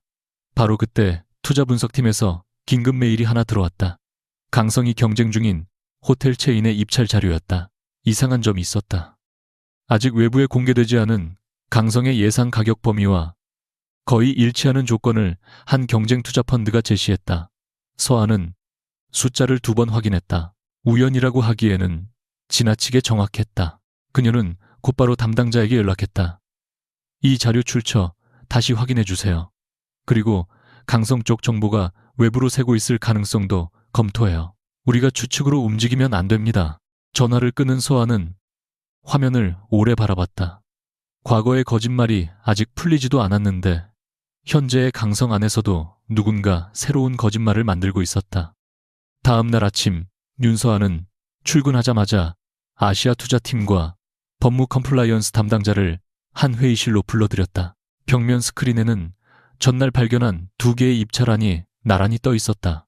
강성이 내부적으로 검토한 최대 인수 가격과 경쟁 펀드가 새롭게 제시한 조건 사이에는 설명하기 어려울 정도로 정확한 유사성이 있었다. 단순히 총액만 비슷한 것이 아니었다.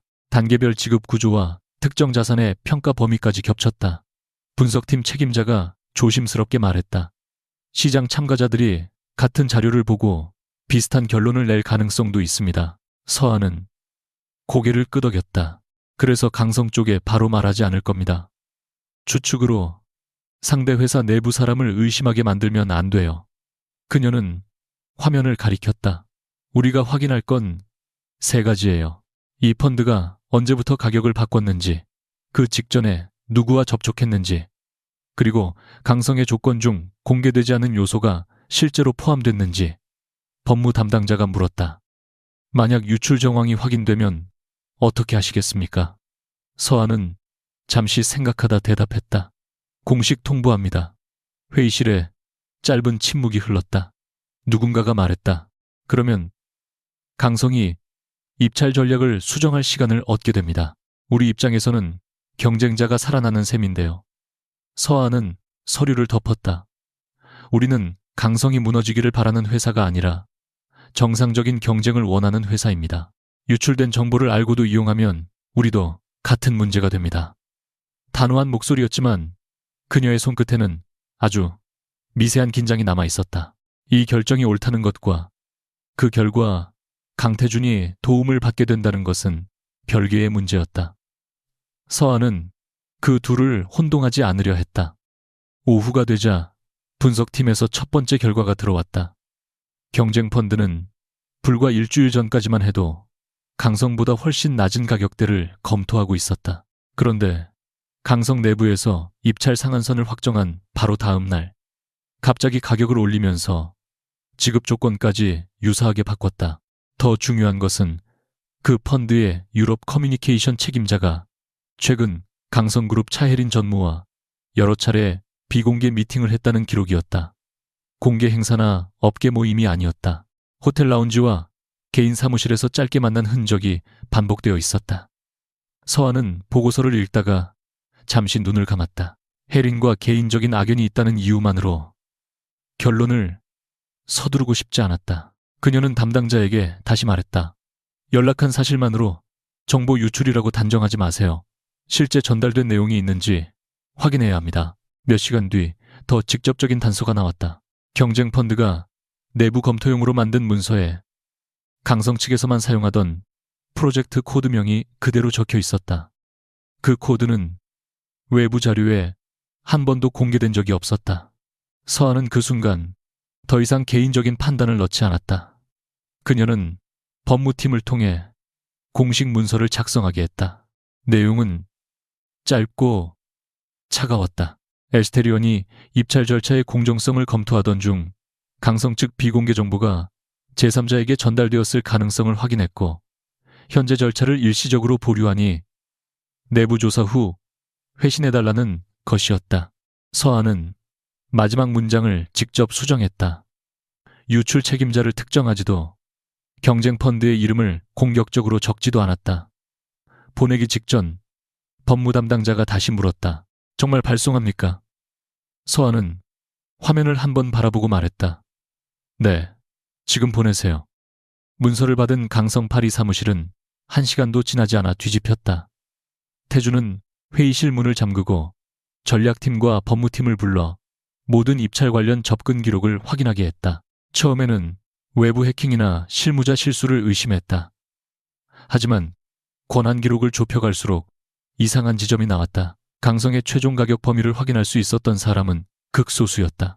태준과 재무책임자 전략기획본부장, 그리고 대외 대응 자료를 준비한다는 이유로 일부 요약본을 받은 혜린이었다. 태준은 마지막 이름을 보고 한동안 아무 말도 하지 않았다. 아무 말도 하지 않았다. 확실해. 그가 낮게 묻자 법무팀장이 대답했다. 접근 기록만 보면 그렇습니다. 다만 차 전무님이 직접 외부로 전달했다는 증거는 아직 없습니다. 태주는 곧바로 혜린에게 전화를 걸었다. 받지 않았다. 두 번째도 마찬가지였다. 세 번째가 되어서야 연결됐다. 어디야? 태준이 물었다. 혜린은 평소와 다름없는 목소리로 말했다. 외부 미팅 중이야. 왜 지금 호텔로 와? 무슨 일인데 와서 얘기해. 태준아, 나 오늘 일정. 혜린아, 그의 목소리가 낮아졌다. 지금 와. 1시간 뒤 혜린이 회의실에 들어왔을 때 테이블 위에는 그녀의 접근 기록과 경쟁펀드 인사와의 만남 기록이 펼쳐져 있었다. 혜린은 처음 몇 초 동안 아무 말도 하지 않았다. 태주는 그녀 앞에 문서를 밀었다. 설명해. 혜린의 눈동자가 빠르게 움직였다. 이게 뭐야? 네가 더 잘 알겠지. 설마 나 의심하는 거야. 아직 질문하고 있어. 태주는 시선을 떼지 않았다. 왜 그 펀드 사람을 4번이나 만났어? 혜린은 곧 표정을 되찾았다. 업계 사람들이야. 강성이 유럽에서 사업하는데 그 정도 네트워크도 없으면 내가 왜 홍보를 맡아? 태주는 다른 문서를 꺼냈다. 그 사람들이 우리 내부 코드명을 어떻게 알지? 그녀의 얼굴이 미세하게 굳었다. 그걸 내가 어떻게 알아? 최종 가격 범위는 나도 봤으니까 뭐. 그쪽이 바로 다음날 똑같은 구조로 가격을 바꿨어. 그래서 내가 넘겼다고 혜린의 목소리가 높아졌다. 태준아, 지금 윤서아가 보낸 문서 하나 때문에 나를 범죄자 취급하는 거야. 서아의 이름이 나오자 태준의 눈빛이 더 차가워졌다. 윤서아가 널 특정한 적 없어. 하지만 걔가 시작했잖아. 공식 절차로 알려준 거야. 혜린은 웃음을 터뜨렸다. 정말 웃긴다. 이제는 그 여자가 하는 말이면 다 믿어. 태준이 자리에서 천천히 일어났다. 지금 서아 얘기 아니야. 네, 얘기야. 혜린은 입술을 깨물었다. 한동안 침묵하던 그녀가 결국 말했다. 그래, 몇 가지는 얘기했어. 태준의 얼굴이 굳었다. 뭐 강성이 어느 정도까지 생각하고 있는지. 정확한 문서는 안 줬어. 왜? 혜린은 시선을 피했다. 보험이 필요했으니까. 무슨 보험? 당신이 이번에도 실패하면 강성에서 누가 살아남을 것 같아. 그녀는 갑자기 웃음을 지웠다. 당신 아버지는 책임질 사람부터 찾을 거고 이사회는 유럽 사업을 잘라낼 거야. 당신도 자리에서 밀려날 수 있어. 그럼 나는 당신 옆에 있었다는 이유로 같이 버려질 거야. 태주는 눈앞의 여자가 자신이 알던 혜린과 같은 사람인지 잠시 판단할 수 없었다. 그래서 회사 정보를 팔아서 판 게 아니야. 혜린이 재빨리 말했다. 그쪽에서 제안을 했어. 강성이 빠지게 되면 아시아 커뮤니케이션 쪽 자리를 보장할 수 있다고. 나도 내 인생을 생각해야 하잖아. 태준의 입가가 비틀렸다. 내가 무너지면 떠날 준비부터 했다는 거네. 당신도 나한테 그럴 말 할 자격 없어. 혜린이 갑자기 쏘아붙였다. 당신은 언제나 강성을 먼저 선택했잖아. 예전에도 그랬고 지금도 그래. 내가 외국으로 떠날 때도 결국 나를 붙잡지 않았어. 그 얘기를 지금 왜 해? 왜냐하면 당신은 항상 내가 당신을 배신한 것처럼 말하니까. 혜린은 눈에 눈물이 차오른 채 그를 노려봤다. 나는 몇 년 동안 당신이 나 대신 회사를 고른 걸 잊지 못했어. 그래서 돌아왔을 때 확인하고 싶었어. 당신한테 내가 아직 중요한 사람인지. 태준의 얼굴이 굳었다. 무언가 불길한 감각이 등줄기를 훑었다. 확인. 혜린은 그제야 자신이 너무 많이 말했다는 것을 알아차린 듯 입을 다물었다. 태준이 한 걸음 다가갔다. 무슨 확인? 아무것도 아니야. 결혼식 날이었어. 혜린의 눈동자가 흔들렸다. 그 반응 하나면 충분했다. 태준의 목소리가 더 낮아졌다. 그날 밤 네가 약 먹었다고 전화한 것도 확인하려고 한 거야. 혜린은 대답하지 않았다. 태준은 주먹을 쥐었다. 대답해. 몇 초 뒤 혜린은 오히려 차갑게 웃었다. 이제 와서 그걸 왜 물어? 태준의 얼굴에 핏기가 사라졌다. 혜린아, 당신은 이미 알고 있었잖아. 그녀는 눈물을 닦으며 말했다. 며칠 뒤에 확인했잖아. 내가 죽으려고 먹은 양이 아니었다는 거. 태준은 아무 말도 하지 못했다. 혜린은 마치 오래 눌러둔 감정을 한꺼번에 쏟아내듯 말을 이어갔다. 그래, 죽으려고 한 거 아니었어. 잠들 만큼만 먹었어. 위험하지 않을 정도로. 그냥 당신한테 전화했어.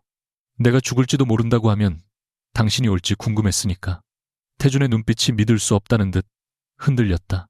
그게 사람 가지고 할 짓이야. 당신은 왔잖아. 내 결혼식 날이었어. 그래서 더 확실했어. 혜린의 목소리가 떨렸다. 윤서아랑 결혼해도 내가 부르면 당신이 올 수 있다는 걸 알고 싶었어. 태준은 천천히 뒤로 한 걸음 물러났다. 새해 전 자신이 소파 옆에서 발견했던 메시지와 다음날 확인했던 약의 양이 머릿속에 되살아났다. 당시에도 그는 혜린이 완전히 위험한 상태가 아니었다는 것을 알았다. 하지만 혜린은 울면서 순간적으로 겁이 나서 그랬다고 했고 자신이 떠나면 정말 죽을 것 같았다고 변명했다. 태준은 그 사실을 서아에게 바로 말하지 않았다. 자신이 속았다는 수치심 때문이라고 생각했다. 이제야 알았다. 더 정확한 이유는 따로 있었다.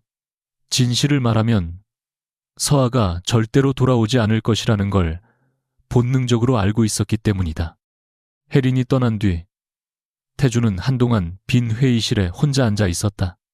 법무팀은 그녀의 업무 접근 권한을 즉시 중단했고 내부 조사 절차가 시작되었다. 그러나 태준의 머릿속에는 현재의 배신보다 새해 전의 일이 더 크게 울렸다. 호텔방의 빈 옷장 테이블 위 반지 서아가 했던 마지막 경고. 그는 그때 왜 가지 않았는가? 혜린이 거짓말했다는 것을 알게 된 다음 날이라도, 그 다음 날이라도 서아를 직접 찾아갈 수 있었다. 비행기를 타고 따라갈 수도 있었다. 윤 회장 집 앞에서 기다릴 수도 있었다. 하지만 자신은 그렇게 하지 않았다. 아버지와 언론 대응을 논의했고, 변호사에게 결혼 관계를 어떻게 처리할지 물었고, 서아가 보낸 공식 문서를 보면서도 며칠만 지나면 감정이 가라앉을 것이라고 생각했다. 결국 그는 진실보다 체면을 먼저 정리했다. 태주는 휴대전화를 꺼내 서아의 번호를 찾았다. 새해 동안 한 번도 삭제하지 못한 번호였다. 전화를 누르려다 멈췄다. 서아가 전날 했던 말이 떠올랐다. 정말 사과하고 싶은 날이 오면 왜 그랬는지 설명하지 말고 무엇을 숨겼는지부터 말하라고. 그는 마침내 통화 버튼을 눌렀다. 몇 번의 신호 뒤 서아가 받았다. 무슨 일이죠? 태주는 목이 마르는 것을 느끼며 말했다. 오늘 만나야 해. 업무라면 담당팀에 연락하세요. 업무 아니야. 서아가 침묵했다. 태주는 숨을 삼켰다. 당신이 물었던 거, 내가 뭘 숨겼는지 말하려고. 두 사람은 그날 저녁 아스테리온 건물 한 작은 회의실에서 마주 앉았다. 서아는 평소보다 표정이 굳어 있었다. 말해. 태주는 한동안 손을 내려다봤다. 변명부터 하고 싶은 충동이 올라왔다. 그때 상황이 복잡했다고, 자신도 속았다고, 혜린이 불안정해 보여서 책임감을 느꼈다고. 하지만 그 말들은 모두 자신을 보호하기 위한 것이었다. 그는 결국 고개를 들었다. 혜린이는 그날 죽으려고 한 게 아니었어. 서아의 눈동자가 멈췄다. 뭐, 위험한 약을 먹지 않았어. 일부러 전화한 거였어. 내가 갈지 확인하려고. 서아는 한동안 숨조차 쉬지 않는 사람처럼 그를 바라봤다. 얼음은 언제 알았어? 이번에는 태준이 피하지 않았다. 며칠 안에 서아의 입술이 아주 조금 벌어졌다.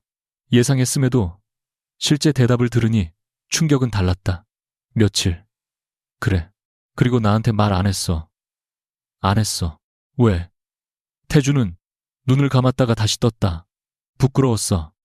내가 그렇게 쉽게 속았다는 것도, 결혼식 날 당신을 두고 나왔다는 것도 인정하기 싫었어. 그리고 아버지는 언론부터 정리하라고 했고, 혜린이는 계속 불안정했고, 서아가 손을 들어 말을 막았다. 그만.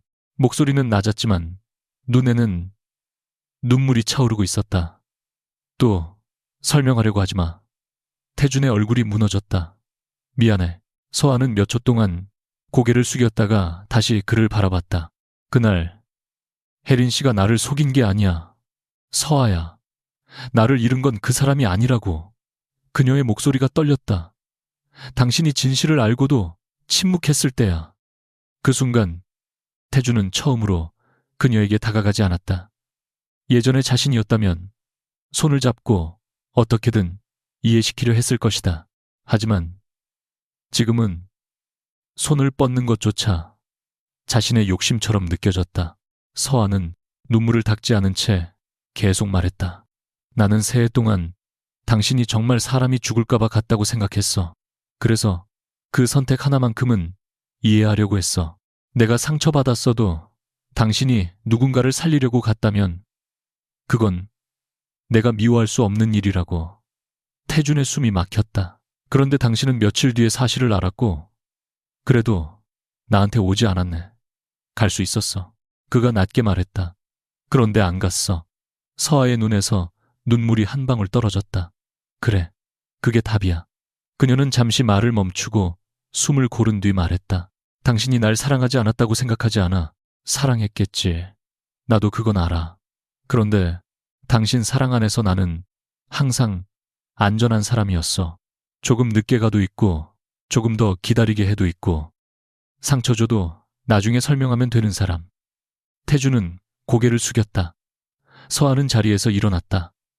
오늘 알려준 건 고마워. 이제 적어도 내가 무엇을 떠났는지는 정확히 알겠네. 태준이 급하게 그녀를 불렀다. 서아야 한 번만. 그녀는 멈췄지만 돌아보지 않았다. 용서해달라는 말은 하지마. 태준의 입이 굳었다. 오늘 당신이 해야 할 일은 나한테 용서받는 게 아니라 당신 회사에서 무슨 일이 벌어졌는지 책임지는 거야. 다음 날 강성은 공식적으로 입찰 절차 재검토를 요청했고 혜린의 직무를 정지시켰다.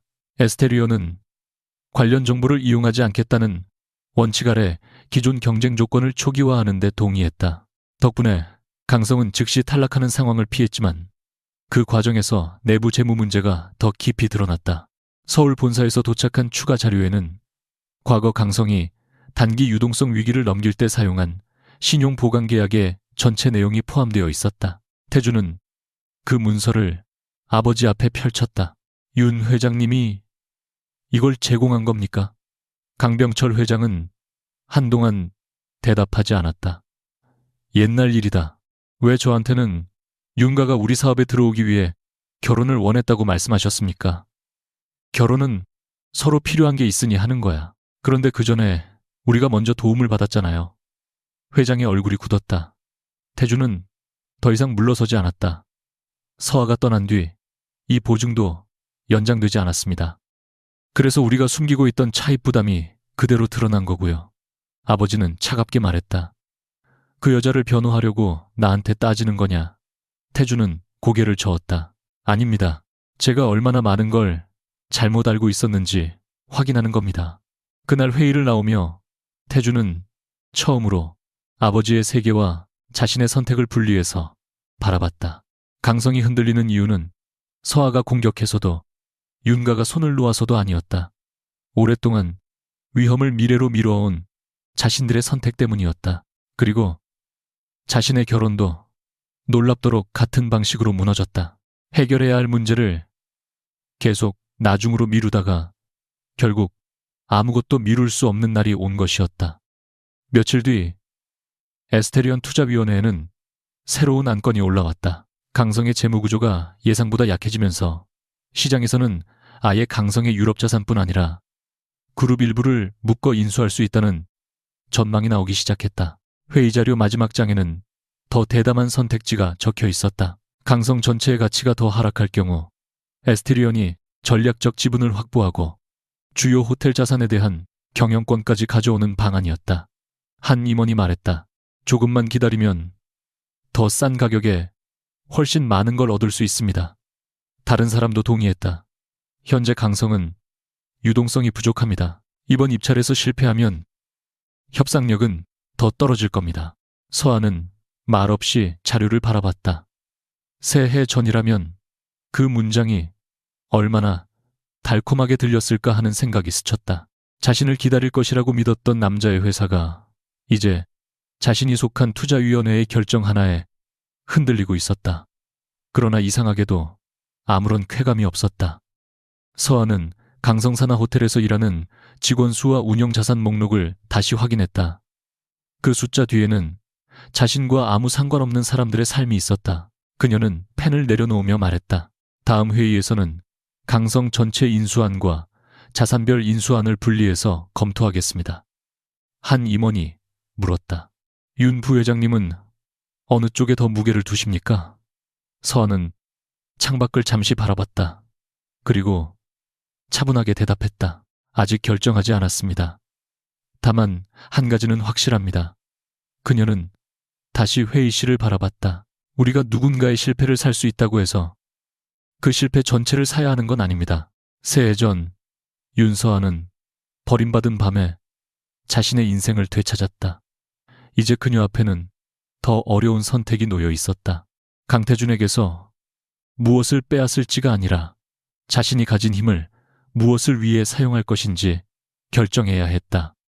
강성그룹의 구조조정안이 공식적으로 이사회에 올라간 날, 강태준은 서울 본사 최상층 회의실 한가운데 앉아 있었다. 불과 몇 달 전까지만 해도 그 자리는 차기 회장으로 가는 가장 확실한 자리였다. 그러나 지금 그의 앞에는 자신이 직접 서명해야 할 권한 축소안과 자산 매각 계획, 해외 사업 재편안이 놓여 있었다. 유럽 리조트 프로젝트는 규모가 대폭 줄었고 수익성이 낮은 국내 개발 사업 2곳은 중단하기로 했다. 일부 호텔 자산은 매각하되 핵심 운영법인은 남기는 방향으로 채권단과도 의견이 모였다. 태주는 문서 마지막 장을 오래 바라보다 펜을 들었다. 아버지, 강병철 회장이 굳은 얼굴로 말했다. 네가 여기 서명하면 당분간 경영에서 빠져야 한다. 태주는 고개를 들었다. 알고 있습니다. 이사회가 널 다시 부르지 않을 수도 있어. 그것도 압니다. 회장의 눈빛이 거칠어졌다. 윤서아 때문에 이렇게 된 거라고 생각하지 마라.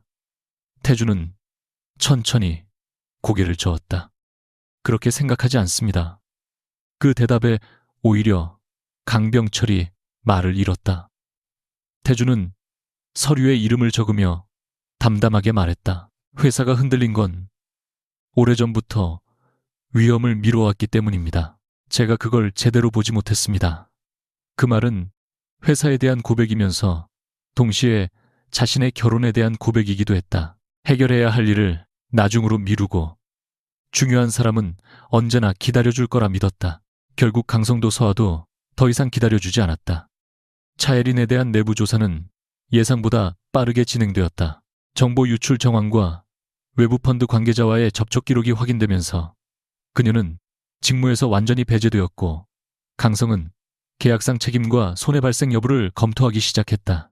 혜리는 처음에는 자신이 실제 문서를 넘긴 적이 없다고 주장했지만 외부 측과 주고받은 메시지 일부가 확인되자 더 이상 모든 일을 부정할 수 없었다. 태주는 마지막 조사 면담에 참석하지 않았다. 예전 같았으면 직접 만나 이유를 듣고 싶었을 것이다. 이번에는 달랐다. 이유를 듣는다고 결과가 바뀌지 않는다는 것을 이제야 알았다. 혜리는 떠나기 전 태준에게 짧은 메시지를 하나 보냈다. 나는 평생 당신이 나 대신 다른 걸 선택했다고 생각했어.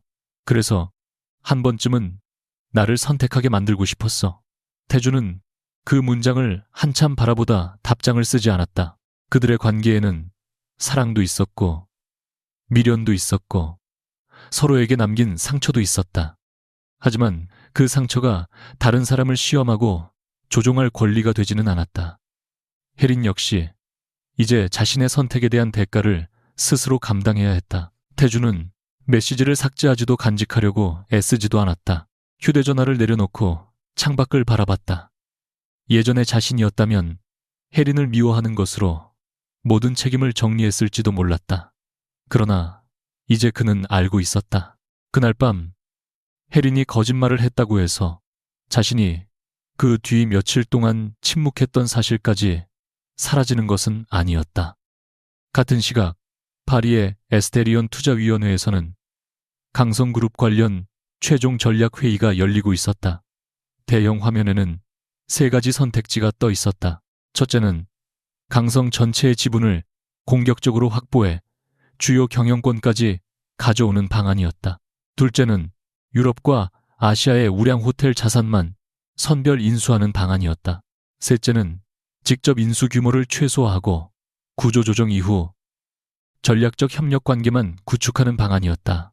재무총괄 임원은 첫 번째 안이 가장 높은 장기 수익률을 낼 수 있다고 설명했다. 현재 강성의 기업 가치는 상당히 낮아졌습니다. 조금만 더 기다리면 지배력까지 확보할 수 있습니다. 다른 임원도 동의했다.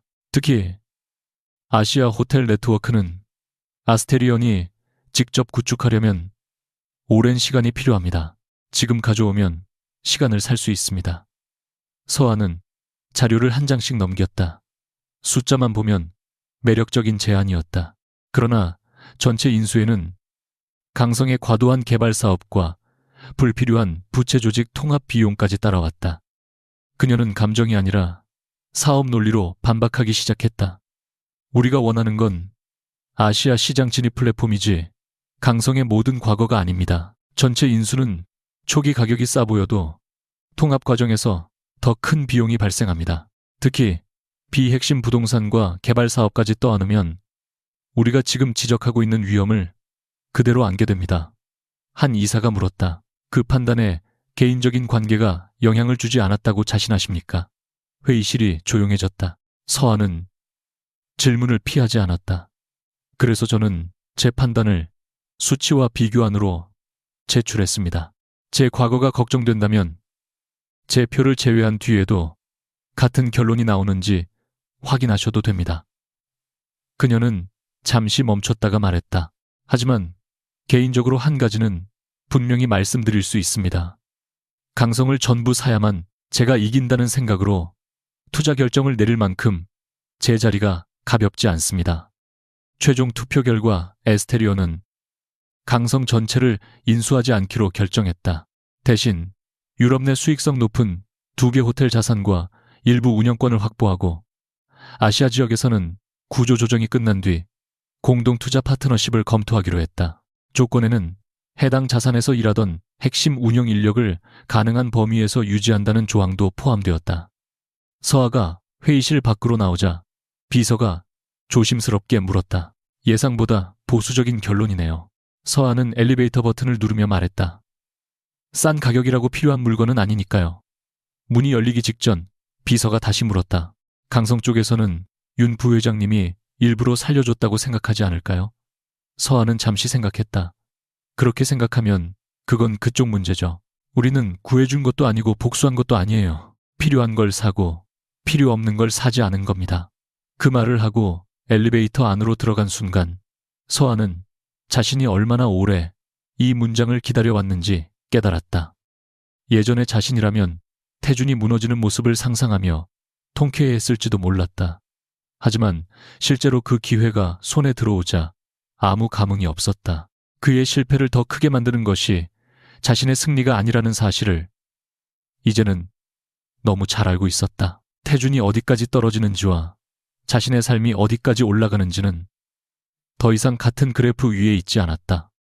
결정이 서울에 전달된 날, 태준은 자신이 당분간 경영 일선에서 물러난다는 공식 발표를 준비하고 있었다.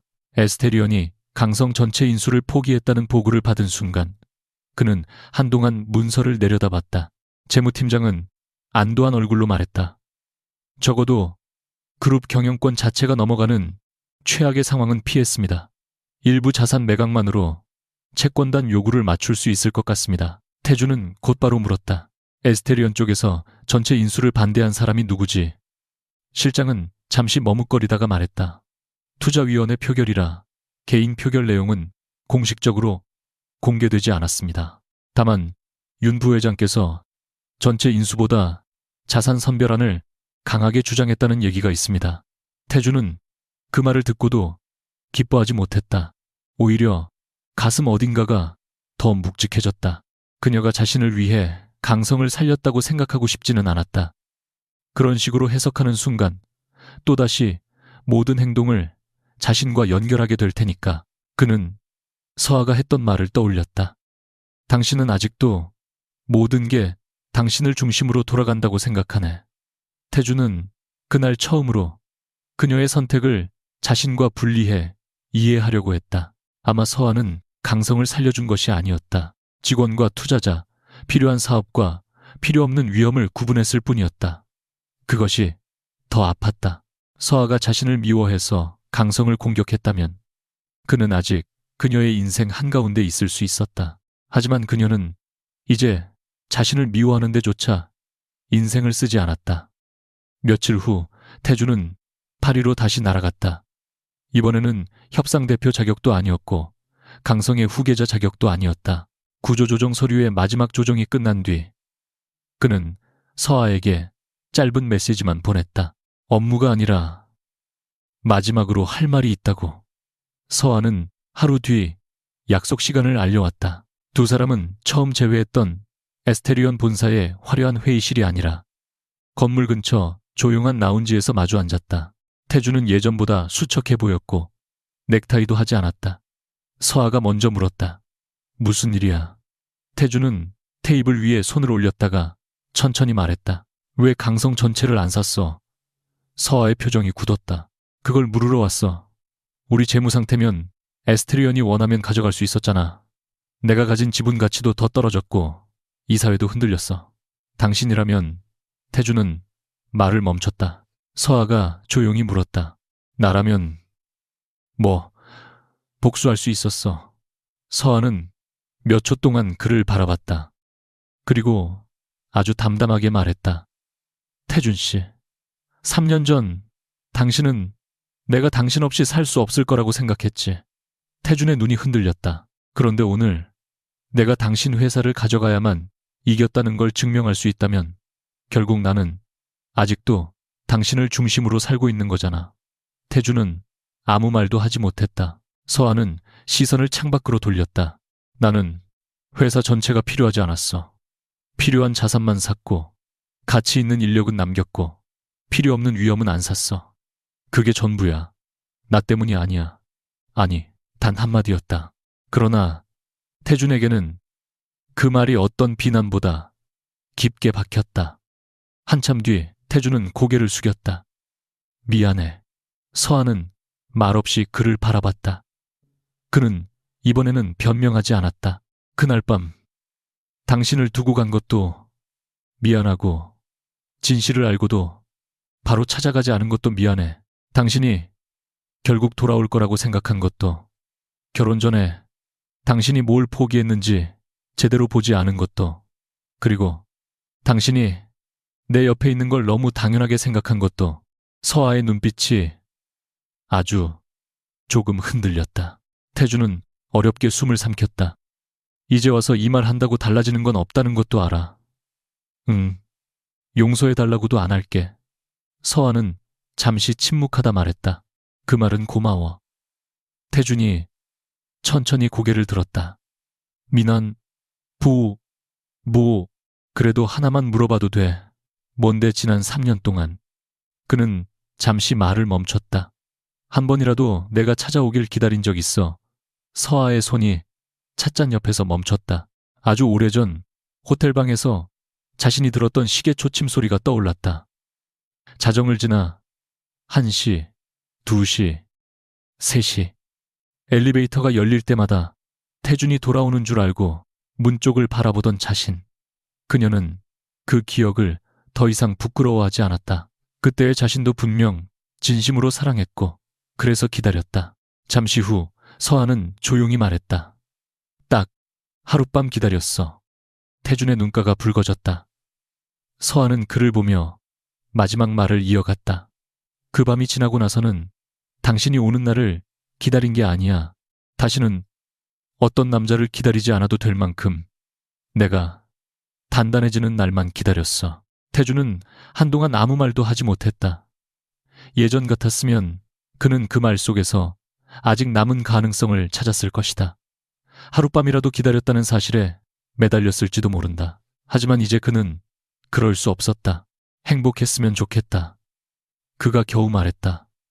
서아는 희미하게 미소 지었다.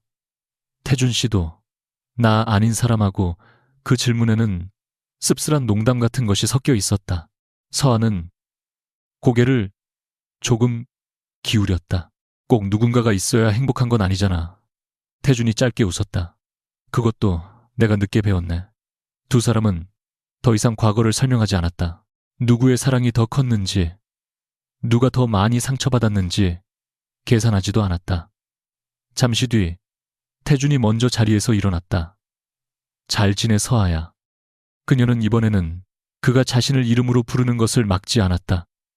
잘 가. 태준은 몇 걸음 걷다가 멈출 듯 했지만 끝내 돌아보지 않았다. 서아도 그의 뒷모습을 붙잡지 않았다. 그가 문 밖으로 사라진 뒤 그녀는 찻잔에 남은 차를 천천히 한 모금 마셨다. 가슴 한구석이 조금 비어있는 듯 했지만 이상하게 아프지는 않았다. 어떤 관계는 다시 시작되지 않아도 끝까지 의미가 있을 수 있다는 것을 그녀는 이제 이해했다. 2달 후 윤서아는 아스테리온의 아시아 전략회의를 위해 서울행 비행기에 올랐다. 새로운 프로젝트의 중심은 한국과 일본 싱가포르의 호텔 자산을 연결하는 장기 투자 계획이었다. 기내 테이블 위에는 강성그룹 이름이 적힌 자료도 있었지만 그것은 수십 개 파트너 후보 가운데 하나일 뿐이었다. 서아는 파일을 덮고 창밖을 바라봤다. 3년 전 서울을 떠나던 새벽에는 자신이 어디로 가는지도 정확히 몰랐다. 손가락에는 결혼 반지 자국이 남아 있었고 가진 계획이라고는 다시 일을 시작하겠다는 결심 하나뿐이었다. 이제 그녀는 같은 도시로 돌아가면서도 도망친다는 느낌이 전혀 들지 않았다. 서울은 더 이상 실패한 결혼의 장소가 아니었다. 그곳에는 자신의 가족도 있었고, 처음 금융을 배웠던 사무실도 있었고, 앞으로 만들어갈 사업도 있었다. 착륙 안내 방송이 나오자 서한은 노트북을 닫았다. 휴대전화 화면에는 다음 날 오전 에스테리온 아시아 전략회의 일정이 떠 있었다. 그녀는 자신의 이름 아래 적힌 직함을 잠시 바라봤다. 부회장 윤서아. 그 이름에는 더 이상 누구의 아내라는 설명도, 누구에게 버림받은 여자라는 설명도 필요하지 않았다. 비행기가 천천히 고도를 낮추자 서울의 불빛이 창 아래로 펼쳐졌다. 서한은 그 광경을 바라보며 아주 작게 웃었다. 3년 전 그녀는 한 남자를 기다리는 일을 그만두었다. 그리고 그날부터 비로소 자신의 인생이 자신을 기다리고 있었다는 사실을 알게 되었다.